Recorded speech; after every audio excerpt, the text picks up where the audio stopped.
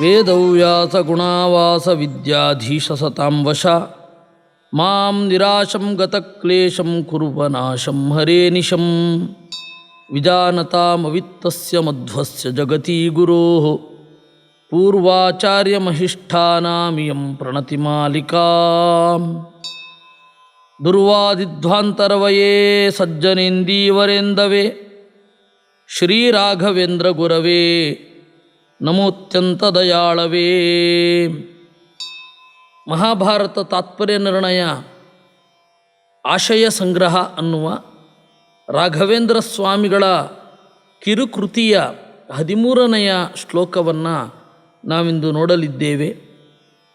ಸಂಸ್ಕಾರಾನ್ ಪ್ರಾಪ್ಯ ಗರ್ಗಾತ್ ಬಹು ಶಿಶುಚರಿತೈ ಪ್ರೀಣಯನ್ ಗೋಪಗೋಪೀರ್ವತ್ಸಾಂಧೇನೂಂಶ್ಚ ರಕ್ಷನ್ ಅಹಿಪತಿ ದಮನೋ ಯಪ್ಪಪೌಕಾನನಾಗ್ನಿಂ ವಿಪ್ರಸ್ತ್ರೀ ಪ್ರೀತಿಕಾರಿ ಧೃತಧರಣಿಧರೋ ಗೋಪಿಕಾಭಿರ್ನಿಶಾಸು ಕ್ರೀಡನ್ ಮಲ್ಲಾಂಶ್ಚಕಂಸಂ ನ್ಯಹನದುಪಗತೋ ವ್ಯಾತ್ಸ ಕೃಷ್ಣಪುರೀಂ ಸ್ವಾಂ. 13ನೆಯ ಅಧ್ಯಾಯ ಮಹಾಭಾರತ ತಾತ್ಪರ್ಯ ನಿರ್ಣಯದಲ್ಲಿ ಕಂಸನ ವಧೆಯೊಂದಿಗೆ ಕೊನೆಗೊಳ್ಳುತ್ತೆ. ಆ 13ನೆಯ ಅಧ್ಯಾಯದ ಸಾರವನ್ನು ರಾಘವೇಂದ್ರ ಸ್ವಾಮಿಗಳು 13ನೇ ಶ್ಲೋಕದಲ್ಲಿ ಹೇಳಿದ್ದಾರೆ. ಕೃಷ್ಣನ ಮೊದಲನೆಯ ವಯಸ್ಸಿನಿಂದ 13ನೆಯ ವಯಸ್ಸಿನವರೆಗೆ ಏನು ನಡೆಯಿತೋ ಅದನ್ನು ಮಧ್ವಾಚಾರ್ಯರು ತಾತ್ಪರ್ಯ ನಿರ್ಣಯದಲ್ಲಿ ನಿರೂಪಣೆ ಮಾಡಿದ್ದಾರೆ. ಬಾಲ್ಯದ ಒಂದು 2-3 ವರ್ಷ ಕೃಷ್ಣ ಆ ವ್ರಜದ ವಸ್ತ್ರಗೃಹ ಶಿಬಿರಗಳ ಸರೌಂಡಿಂಗಲ್ಲೇ ಆಡ್ತಾ ಇದ್ದ. ಆ ಮಗು ದೂರ ಹೋಗಲ್ಲ. ಆವಾಗ ಬೆಣ್ಣೆ ತೆಗೆದುಕೊಳ್ಳೋದು ಇತ್ಯಾದಿಗಳನ್ನು ಮಾಡ್ತಾ ಇದ್ದ. ನೀವು ಭಾಗವತದಲ್ಲಿ ನೋಡಿದರೆ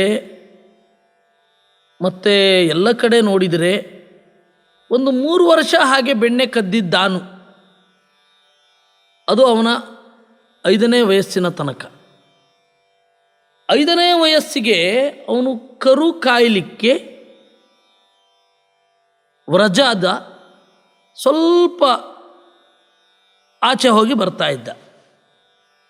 6ನೇ ವಯಸ್ಸಿಗೆ ದೂರ ದೂರ ಹಸುಗಳನ್ನು ಮೇಯಿಸಲಿಕ್ಕೆ ಹೋಗ್ತಾ ಇದ್ದ. 7ನೇ ವಯಸ್ಸಿಗೆ ಗೋವರ್ಧನವೆಂಬ ಬೆಟ್ಟವನ್ನು ಹಿಡಿದೆತ್ತಿದ. 8, 9, 10, 11, 12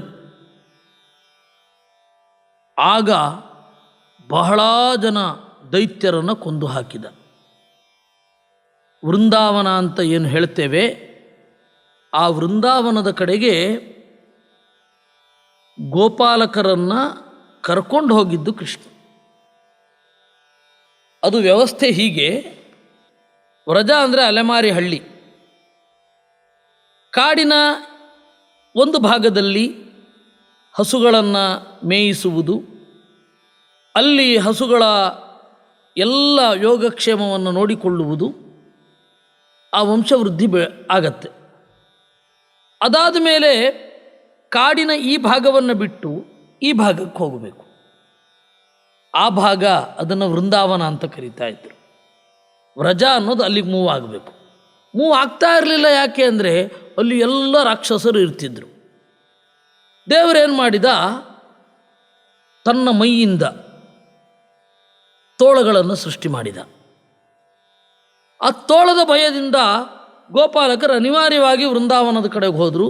ವೃಂದಾವನದಲ್ಲಿರುವ ಎಲ್ಲ ದೌಷ್ಟ್ಯಗಳು, ಎಲ್ಲ ದುಷ್ಟರು, ಅವ್ರನ್ನೆಲ್ಲರನ್ನು ನಾಶ ಮಾಡಿದ. ಕೆಲವರ ದುಷ್ಟತ್ವವನ್ನು ನಾಶ ಮಾಡಿದ, ಕೆಲವು ದುಷ್ಟರನ್ನೇ ನಾಶ ಮಾಡಿದ. ಕಾಳಿಯ ನಾಗನ ದೌಷ್ಟ್ಯವನ್ನು ನಾಶ ಮಾಡಿದ, ಅವನನ್ನು ನಾಶ ಮಾಡಲಿಲ್ಲ. ಈ ರೀತಿ ಕೃಷ್ಣನ ಲೀಲೆ. ಅಂದರೆ ಬೆಣ್ಣೆ ಕದ್ದದ್ದು ಇತ್ಯಾದಿಗಳಿದೆಯಲ್ಲ, ಅದೊಂದು ಚಿಕ್ಕ ಮಗುವಾಗಿದ್ದಾಗ 1 ವರ್ಷದಿಂದ ಹಿಡಿದು 4 ವರ್ಷದವರೆಗೆ, ಅಂದರೆ 3 ವರ್ಷ ಅವಧಿ ಅದು. ಆಮೇಲೆ ಭಾರತಾದ್ಯಂತ ದೂರದ ಅಫ್ಘಾನಿಸ್ತಾನದಿಂದ ಹಿಡಿದು ಕನ್ಯಾಕುಮಾರಿಯವರೆಗೆ ಎಲ್ಲ ದಾಸರು ಮತ್ತು ಎಲ್ಲ ಭಾವುಕರು, ಕವಿಗಳು ಕೃಷ್ಣನ ಬಾಲಲೀಲೆಯನ್ನು ವರ್ಣನೆ ಮಾಡಿದ್ರು ಅವರವ್ರ ಭಾಷೆಯಲ್ಲಿ. ಇಂಥ ಭಾಷೆಯಲ್ಲಿ ಇಲ್ಲ ಅಂತಿಲ್ಲ, ಎಲ್ಲ ಭಾಷೆಯಲ್ಲಿಯೂ ಇದೆ. ಅದೆಲ್ಲ ಸತ್ಯವೇ. ಆದರೆ ಕೃಷ್ಣ 40 ವರ್ಷ ಬೆಣ್ಣೆ ಕದೀತಾ ಇರಬೇಕಾಗತ್ತೆ. ಅವನು 13ನೇ ವಯಸ್ಸಿಗೆ ಭಾರತದ ರಾಜಕೀಯವನ್ನು ಪ್ರವೇಶ ಮಾಡಿಬಿಟ್ಟಿದ್ದ. ಕಂಸನನ್ನು ಕೊಲ್ಲುವ ಮೂಲಕ ಜರಾಸಂಧನನ್ನು ಎದುರು ಹಾಕಿಕೊಂಡ. ಜರಾಸಂಧನಿಗೆ ಹೆದರಿ ನಡೀತಾ ಇದ್ದ ಒಳ್ಳೆಯ ರಾಜರೆಲ್ಲ ಕೃಷ್ಣನ ಕಡೆಗೆ ಬಂದ್ಬಿಟ್ರು. ಭಾರತದ ರಾಜಕೀಯದಲ್ಲಿ ಅದ್ಭುತವಾದ ಬದಲಾವಣೆಗಳನ್ನು ಮಾಡಿದವ ಆ ಕೃಷ್ಣ ನಮ್ಮಿಂದ ಇವತ್ತು ದೂರ ಆಗೋಗಿದ್ದಾನೆ. ಯಾಕೆಂದರೆ ನಾವು ಕೃಷ್ಣ ಅಂದರೆ ಬೆಣ್ಣೆ ಕದಿಯೋದು ಇತ್ಯಾದಿಗಳಿಗೆ ಸೀಮಿತಗೊಳಿಸಿದ್ದೇವೆ. ಕೃಷ್ಣನ ರಾಜಕೀಯ ಚಿಂತನೆಗಳೇನು, ಕೃಷ್ಣನ ಮಾತಿನ ಹಿನ್ನೆಲೆಯಲ್ಲಿ ಇವತ್ತಿನ ವಿಶ್ವಸಂಸ್ಥೆಯಿಂದ ಹಿಡಿದು ನಮ್ಮ ರಾಷ್ಟ್ರದವರೆಗಿನ ಕಾರ್ಯನೀತಿಗಳನ್ನು ವಿಮರ್ಶೆ ಮಾಡ್ತಾನೇ ಇಲ್ಲ ನಾವು. ಸರಿ, ದಾಸರು ಯಾಕೆ ಆ ರೀತಿ ಮಾಡಿದ್ರು? ದಾಸರು ಯಾಕೆ ಹಾಗೆ ಮಾಡಿದ್ರು ಅಂತಂದರೆ, ಹೆಣ್ಣು ಮಕ್ಕಳು ತಮ್ಮ ಮಗುವನ್ನು ಆಡಿಸುವಾಗ ಕೃಷ್ಣನನ್ನು ನೆನಪಿಸಿಕೊಳ್ಳಲಿ ಅನ್ನುವ ದೃಷ್ಟಿಯಿಂದ ಅವರು ಹಾಡು ಬರೆದರು. ಎತ್ವಾದೇಯಮ್ಮ ನಂಗನು ಎತ್ತೀಕೋಯಮ್ಮ ಅಂತ ಕೃಷ್ಣ ಬಾಗಲಕೋಟೆಯ ಕನ್ನಡದಲ್ಲಿ ಹೇಳ್ತಾನ. ನಿಮ್ಮ ಮಗು ಹಾಗೆ ಮಾಡುವಾಗ ನಿಮಗೆ ಕೃಷ್ಣನ ನೆನಪಾಗಲಿ ಅಂತ. ಕೃಷ್ಣನ ರಾಜಕೀಯಕವಾದ ವಿಚಾರಧಾರೆಗಳನ್ನು ನೋಡಬಾರದು ಅಂತಲ್ಲ, ಮೂಲ ನೋಡಿದ್ರೆ ಅಷ್ಟೇ ಇರೋದು. ಒಂದು 3 ವರ್ಷದ ಸಂಗತಿ ಅದು. ಮಕ್ಕಳೊಡನೆ ಆಡಿ ಹಾಗೆ ಆಮೇಲೆ ಕಾಡಿಗೊಟ್ಟೋಗ್ತಾ ಇದ್ದರು ಎಲ್ಲರ ಜೊತೆ ಕೂಡಿ. ಆ ಕಾಡನ್ನು ಎಷ್ಟು ಪ್ರೀತಿಸ್ತಾನೆ ಕೃಷ್ಣ. ಆ ಥರದ ಅಂಶಗಳನ್ನೆಲ್ಲ ನಾವು ಹೇಳಲೇ ಇಲ್ಲ. ಅಂದರೆ ಭಾಗವತ ದಶಮಸ್ಕಂಧದ ಒರಿಜಿನಲ್ ಟೆಕ್ಸ್ಟ್ ಆಗಬೇಕು ನಮಗೆ. ಭಾಗವತ 10ನೇ ಸ್ಕಂಧವನ್ನೇ ಕೇಳಿದರೆ ನೇರವಾಗಿ ಶ್ಲೋಕ ಆಗ ಮೂಡುವ ಕೃಷ್ಣನ ಪ್ರತೀಕ ಬೇರೆ ತರಹ. ನಾವು ಈಗ ಏನು ಕೇಳ್ತಾ ಇದ್ದೇವೆ, ನಂತರದ ಕಾವ್ಯಗಳು ಮೊದಲಾದವುಗಳು.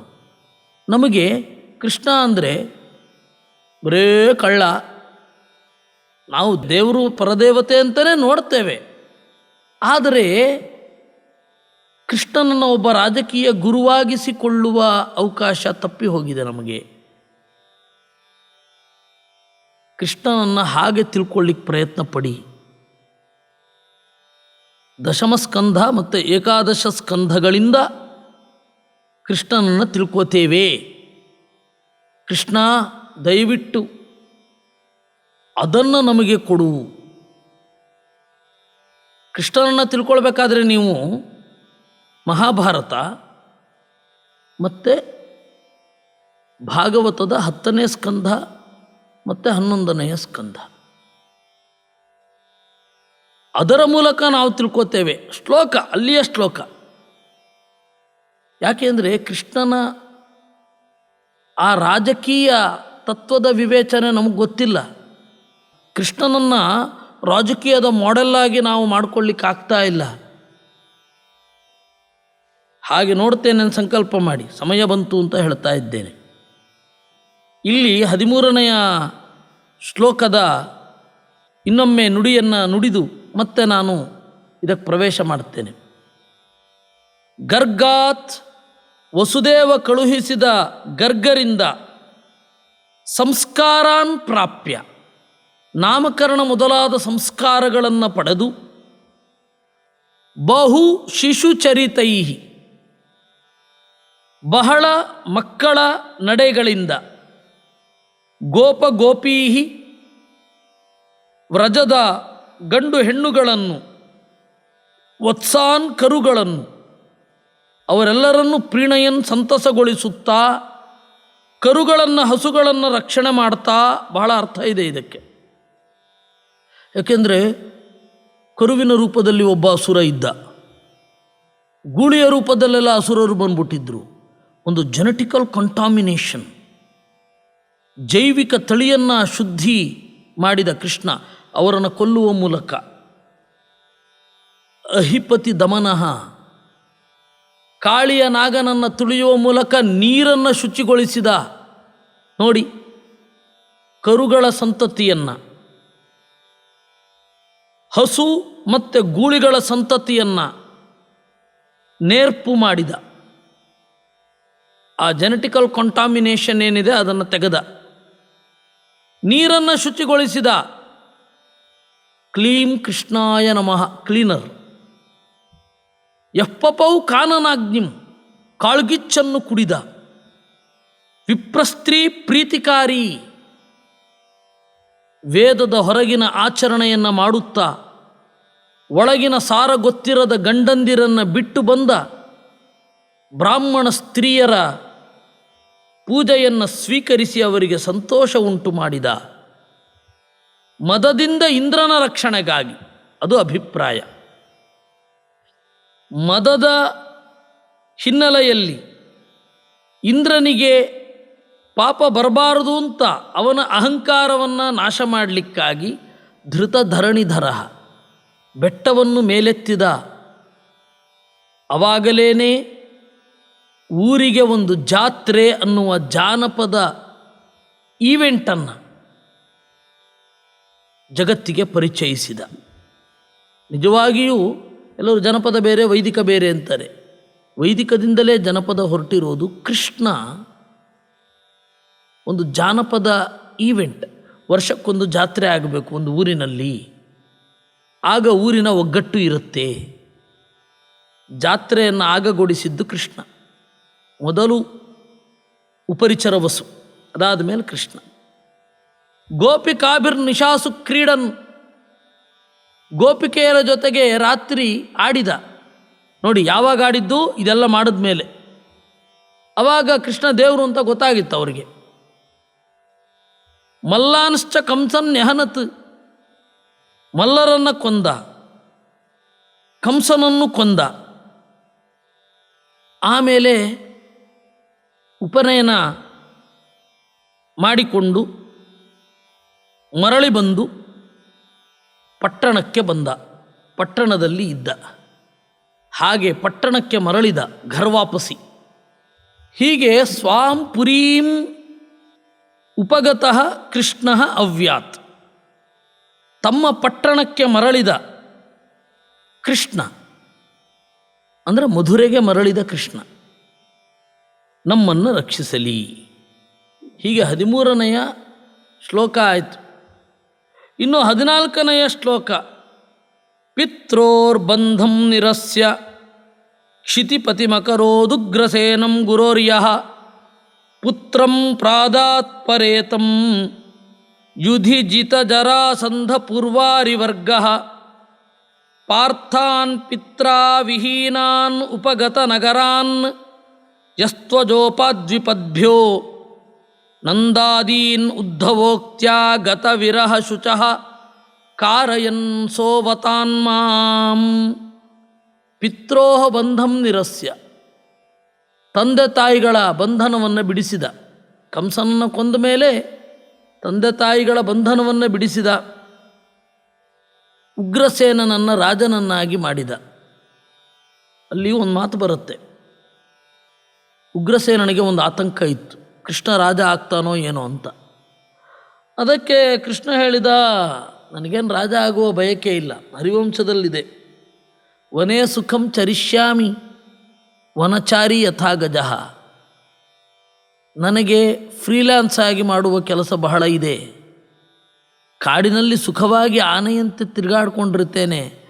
ನನಗೆ ಯಾಕೆ ಈ ರಾಜ್ಯದ ಶಿಷ್ಟಾಚಾರದ ಬಂಧನ? ಅದರಿಂದಾಗಿ ನಾನು ರಾಜನಾಗೋಲ್ಲ ಅಂತಾನೆ.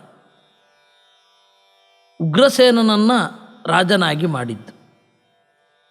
ಮತ್ತು ಅವತ್ತಿನ ಗಣರಾಜ್ಯ ಯಾದವರದ್ದು. ಅವರು ಅಧಿಕೃತವಾಗಿ ರಾಜರಾಗಿರಲಿಲ್ಲ ಯಾದವರು. ಅದೊಂದು ವಿಶಿಷ್ಟ. ಅವತ್ತಿನ ಕಾಲದ ಯಾದವರ ಪರಿಸ್ಥಿತಿ ಸ್ವಲ್ಪ ಡಿಫ್ರೆಂಟ್. ಇವತ್ತು ಹೇಳಲಿಕ್ಕಾಗಿ ಒಂದು ಸ್ವಲ್ಪ ಮುಂದೆ ಹೋಗಬೇಕಾಗತ್ತೆ. ಅದನ್ನು ನಂತರ ಹೇಳುವ. ಅವತ್ತಿನ ಕಾಲದ ರಾಜ್ಯದ ಪದ್ಧತಿ ಹೇಗಿತ್ತು, ರಾಜಕೀಯಕವಾದ ನಡೆ ಹೇಗಿತ್ತು, ಇವುಗಳೆಲ್ಲ ಇರುತ್ತೆ. ಅದರಿಂದಾಗಿ ಕ್ಷಿತಿಪತಿ ಮಕರೋದ್ ಉಗ್ರತೇನಂ, ಉಗ್ರತೇನನನ್ನು ದೊರೆಯಾಗಿಸಿದ. ತಾನು ರಾಜ್ಯ ಮಾಡಬಹುದಿತ್ತು, ಕಾರ್ತವೀರ್ಯ ಮಾಡಿರಲಿಲ್ವೇ? ಆದರೆ ಆಗಲಿಲ್ಲ. ಯಾಕೆಂದರೆ ದೇವರಿಗೆ ಅದು ಬೇಕಿಲ್ಲ, ಧರ್ಮದ ರಕ್ಷಣೆ ಆಗಬೇಕಷ್ಟೇ. ಉಗ್ರಸೇನಂ ಕ್ಷಿತಿಪತಿ ಮಕರೋತ್. ಆಮೇಲೆ ಗುರೋಹ ಪರೇತಂ ಪುತ್ರಂ ಪ್ರಾದಾತ್. ಗುರುವಿನ ಮಗ ಸಾಂದೀಪಿನಿ ಋಷಿಗಳ ಮಗನನ್ನು ಮರಳಿ ಕೊಟ್ಟ. ಅವನು ಕಾಡಿನಿಂದ ನಾಡಿಗೆ ಬಂದ ಕೂಡಲೇ ಜರಾಸಂಧ ಹೆಣ್ಣು ಮಕ್ಕಳ ಮಾತನ್ನು ಕೇಳಿ ಆಕ್ರಮಿಸಲಿಕ್ಕೆ ಬಂದ. ಜರಾಸಂಧನನ್ನು ಗೆದ್ದ. ಅವನಿಗೆ 14 ವರ್ಷ ಆಯಿತು ಕೃಷ್ಣನಿಗೆ. ಹಾಗೆ 14 ವರ್ಷ ಆಗ್ತಿದ್ದ ಹಾಗೇ ಅಲ್ಲಿ ವಿಷಯ ಗೊತ್ತಾಯಿತು, ಪಾಂಡು ಸತ್ತಿದ್ದಾನೆ ಅಂತ. ಕೃಷ್ಣನಿಗೆ ಬಂದು ಹೇಳಿದ್ರು ಪಾಂಡು ಸತ್ತಿದ್ದಾನೆ ಅಂತ. ಓ ಹೌದಾ, ಸರಿ. ಅವರು ಬಂದು ಋಷಿಗಳ ನೆರವಿನಿಂದ ಹಸ್ತಿನಪುರಕ್ಕೆ ಸೇರಿಕೊಂಡದ್ದೂ ಗೊತ್ತಾಯಿತು. ಆಮೇಲೆ ವೇದವ್ಯಾಸ ರೂಪದಿಂದ ಹೋಗಿ ಪಾಂಡವರನ್ನು, ಕುಂತಿಯನ್ನು ಹಸ್ತಿನಪುರದಲ್ಲಿರುವ ಪಾಂಡುವಿನ ಮನೆಯಲ್ಲಿ ನೆಲೆಗೊಳಿಸಿದ್ದು ದೇವರೇ. ಆದರೆ ವೇದವ್ಯಾಸ ರೂಪದಿಂದ ಹೋಗಿದ್ದ. ಅಂದರೆ ಯಾರೂ ಬಿಡಲೇ ಇಲ್ಲ. ದುರ್ಯೋಧನನಿಗೆ ಆಗ ಎಷ್ಟೇ ವಯಸ್ಸು? 15. ದುರ್ಯೋಧನ ಪ್ರಬಲವಾಗಿ ಪ್ರತಿಭಟನೆ ಮಾಡಿದ. ಇವ್ರು ಯಾರೋ ಗೊತ್ತೇ ಇಲ್ಲ, ಇವ್ರನ್ನ ಸೇರಿಸ್ಕೊಳ್ಳೇಬಾರದು ಅಂತ. ಅಶರೀರವಾಣಿ ಆದರೂ ಕೂಡ ಭೀಷ್ಮ ಮೊದಲಾದವರೆಲ್ಲ ಸುಮ್ಮನೆ ನಿಂತುಬಿಟ್ಟಿದ್ರು. ಆಗ ದೇವರು ವೇದವ್ಯಾಸ ರೂಪದಿಂದ ಬಂದ. ಕೈ ಹಿಡಿದು ಕುಂತಿಯನ್ನು ಕರ್ಕೊಂಡು ಹೋಗಿ ಪಾಂಡುವಿನ ಮನೆಯಲ್ಲಿ ಬಿಟ್ಟ. ಇನ್ನು ಮೇಲೆ ಇದು ನಿನ್ನ ಮನೆ, ಯಾವುದೇ ಸಂಕೋಚ ಇಲ್ಲದೆ ಇಲ್ಲಿ ಇರತಕ್ಕದ್ದು. ಆವಾಗ ಎಲ್ಲ ತೆಪ್ಪಗಾದರು. ಭೀಷ್ಮ, ದ್ರೋಣರಿರಲಿಲ್ಲ ಬಿಡಿ, ಭೀಷ್ಮ, ಕೃಪಾಚಾರ್ಯರು, ಧೃತರಾಷ್ಟ್ರ ಆಯಿತು ಅಂತ ಒಪ್ಕೊಂಡ್ರು. ಆಮೇಲೆ ಅವರಿಗೆ ಬಂದ ಆಪತ್ತುಗಳೇನು ಕಡಿಮೆಯೋ? ಚಿಕ್ಕವರು ಇರಬೇಕಾದ್ರೆ ಹೋದ ಕೂಡಲೇ ಶುರು ಆಗಿದೆ ಕಾಟ. ಆ ಎಲ್ಲ ವಿಪತ್ತುಗಳಿಂದ ಪರಿಹಾರ ಮಾಡಿದ. ವಿಪತ್ತುಗಳಿಂದ ತಪ್ಪಿಸಿಕೊಳ್ಳುವ ಹಾಗೆ ಬಲವನ್ನು ಕೊಟ್ಟು ಪರಿಹಾರ ಮಾಡಿದ.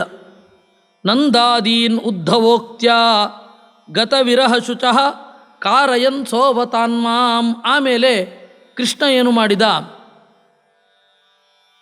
ಅಷ್ಟೊತ್ತಿಗೆ ಕಾಡಿನಿಂದ ನಾಡಿಗೆ ಬಂದು 1.5 ವರ್ಷ ಆಗಿತ್ತು. ಉದ್ಧವನನ್ನು ಕಳುಹಿಸಿದ. ಉದ್ಧವ ವ್ರಜಕ್ಕೆ ಹೋಗಿ ನಂದ ಮತ್ತು ಉಳಿದ ವ್ರಜದ ಜನರೇನಿದ್ದಾರೆ ಅವರೆಲ್ಲರಿಗೂ ಉಪದೇಶ ಮಾಡಿದ. ಕೃಷ್ಣ ನನ್ನ ಗೆಳೆಯ ಅಂತ ಅಂದುಕೊಳ್ಬೇಡಿ, ಕೃಷ್ಣ ನನ್ನ ನಲ್ಲ ಅಂತ ಅಂದುಕೊಳ್ಬೇಡಿ, ಅದಕ್ಕಿಂತಲೂ ದೊಡ್ಡ ತತ್ವ ಅಂತ. ವಿಪ್ರಲಂಭ ಶೃಂಗಾರ ಅಂತ ಏನಿದೆ ಗೋಪಿಕೆಯರದ್ದು, ಅದನ್ನು ಭಕ್ತಿಯಾಗಿ ಮಾರ್ಪಡಿಸಿದ. ನಿಮಗೆ ಒಂದು ಆಶ್ಚರ್ಯ ಹೇಳ್ತೇನೆ. ಬಲರಾಮ ಆಗಾಗ ಹೋಗಿ ಬರ್ತಾ ಇದ್ದ. ಕೃಷ್ಣ ಹೋಗಿದ್ದು ಯಾವಾಗ ಗೊತ್ತಾ? ಕೃಷ್ಣ ನಂದ ಯಶೋದೆ ಅವ್ರನ್ನೆಲ್ಲ ನೋಡಿದ್ದು ಯಾವಾಗ ಗೊತ್ತಾ? ಅವನ 50ನೇ ವಯಸ್ಸಿನಲ್ಲಿ, ಅಂದರೆ ರಾಜಸೂಯ ಯಾಗಕ್ಕಿಂತ ಒಂದು ಸ್ವಲ್ಪ ಮುಂಚೆ. ರಾಜಸೂಯ ಯಾಗ ಮಾಡುವಾಗ ಕೃಷ್ಣನಿಗೆ 56, 57 ವಯಸ್ಸು. ಅದಕ್ಕಿಂತ ಒಂದು 2 ವರ್ಷ ಹಿಂದೆ, ಅಂದರೆ ಸರಿಸುಮಾರು ಅವನಿಗೆ 55ನೇ ವರ್ಷಕ್ಕೆ ಪಾಂಡವರು ರಾಜಸೂಯ ಯಾಗ ಮಾಡಬೇಕು ಅಂತ ಹೊರಟದ್ದು. 54, 53ರ ಹಾಗೆ ನಂದಗೋಪ ಹಾಗೂ ಯಶೋದೆಯರನ್ನು ನೋಡಿದ್ದು. ಅಂದರೆ 13ನೇ ವಯಸ್ಸಿಗೆ ಬಿಟ್ಟದ್ದು. 53, 54ರಲ್ಲಿ ಗೋಪಿಕೆಯರನ್ನೆಲ್ಲ ನೋಡ್ತಾನೆ. 40 ವರ್ಷಗಳ ಅಂತರ. ಅಷ್ಟು ನಿರ್ಲಿಪ್ತ ದೇವರು. ಅವರು ನನ್ನನ್ನು ಮನುಷ್ಯ ಅಂತಂದುಕೊಂಡು ನನ್ನ ವಿರಹವನ್ನು ಅವರು ದುಃಖದಿಂದ ತಾಳಿಕೊಂಡು ಬರೇ ಒದ್ದಾಟ ಆಗೋದು ಬೇಡ, ಅವರಿಗೆ ತತ್ವವನ್ನು ಉಪದೇಶಿಸುವಂತ ಕಳಿಸಿದ. ಯಾವಾಗ? 1.5 ವರ್ಷ ಆದಮೇಲೆ. ಜರಾಸಂಧನನ್ನು ಇಲ್ಲಿ ಸೋಲಿಸಿದ. ಆಮೇಲೂ 1-2 ಬಾರಿ ಯುದ್ಧ ಆಗಿತ್ತು, 1-2 ಸರ್ತಿ ಯುದ್ಧ ಆಗಿತ್ತು. 1-2 ಸರ್ತಿ ಯುದ್ಧ ಆದಮೇಲೆ ಉದ್ಧವನಿಗೆ ಹೋಗು ಅಂತ ಹೇಳಿ ಕಳಿಸಿದ. ಅದು ಭೃಂಗಗೀತೆ ಅಂತ ಹೇಳಿ ಅದು ಪ್ರಸಿದ್ಧವಾಗಿದೆ. ಮಧುಪಕಿತ ವಬಂಧೋ ಮಾತ್ಯಜಾಸ್ಮಾನ್ ಅಂತ ಹೇಳಿ ಅದು ಭಾಗವತದಲ್ಲಿ ಬಂದಿದೆ. ಎಷ್ಟು ಸ್ವರಸ ಅಲ್ಲ? ವಯಸ್ಸಿನ ಹಿನ್ನೆಲೆಯಲ್ಲಿ ನೀವು ತಿಳ್ಕೊಂಡ್ರೆ ಬೇರೆಯೇ ಆಯಾಮ ಕೃಷ್ಣನ ಕಥೆಗೆ. ಆ ತರಹದ ಒಂದು ಆಯಾಮಗಳಲ್ಲೆಲ್ಲ ಆಸ್ವಾದನೆ ಮಾಡುವ ಅವಕಾಶವನ್ನು ದೇವರು ಒದಗಿಸಲಿ. ಎಲ್ಲರಿಗೂ ಗೊತ್ತಾಗಬೇಕ್ರಿ ಅದು. ಏನು ಮಹಾಭಾರತ, ರಾಮಾಯಣ, ಭಾಗವತ ಗೊತ್ತು ಅಂತ, ಶ್ಲೋಕ ಓದಬೇಕು, ಆಗಲೇ ಅದರ ಸ್ವಾರಸ್ಯ ಗೊತ್ತಾಗೋದು. ಕೇವಲ ಔಟ್ಲೈನನ್ನು ನೋಡಿಬಿಟ್ಟು ಗೊತ್ತಿದೆ ಅಂತ ಅಂದುಕೊಳ್ಬೇಡಿ. ಗಂಭೀರವಾಗಿ ಅಧ್ಯಯನ ಮಾಡಿ ಅಂತ ನಿಮಗೆಲ್ಲರಿಗೂ ಹೇಳ್ತಾ, ಆ ತರಹದ ಒಂದು ಅವಕಾಶ ಒದಗಲಿ ನಿಮಗೆ ಅಂತ ದೇವರಲ್ಲಿ ಬೇಡಿಕೊಳ್ತಾ, ಈ ಸಂಚಿಕೆಗೆ ಪ್ರಾಯೋಜನೆ ಮಾಡಿದ ಅನಂತರಾಮಯ್ಯ, ಲಲಿತಮ್ಮ, ಸುಬ್ಬರಾಯರು ಮತ್ತು ಭಾಗ್ಯಲಕ್ಷ್ಮಿ ಅವರ ಕುಟುಂಬದವರಿಗೆ ಈ ಭಾಗವತಾದಿ ಗ್ರಂಥಗಳನ್ನು ಆಸ್ವಾದನೆ ಮಾಡುವ ಭಾಗ್ಯ ಬರಲಿ. ಅದರ ಮೂಲಕ ಅವರ ಮನಸ್ಸು ಆನಂದದಿಂದ ತುಂಬಲಿ ಅಂತ ದೇವರಲ್ಲಿ ಬೇಡಿಕೊಳ್ತಾ, ಈ ಗ್ರಂಥದ 14ನೇ ಶ್ಲೋಕದ ಚಿಂತನೆಯನ್ನು ಎಲ್ಲರೂ ದೇವರಲ್ಲಿ ಅರ್ಪಿಸೋಣ. ಕೃಷ್ಣಾರ್ಪಣಮಸ್ತು.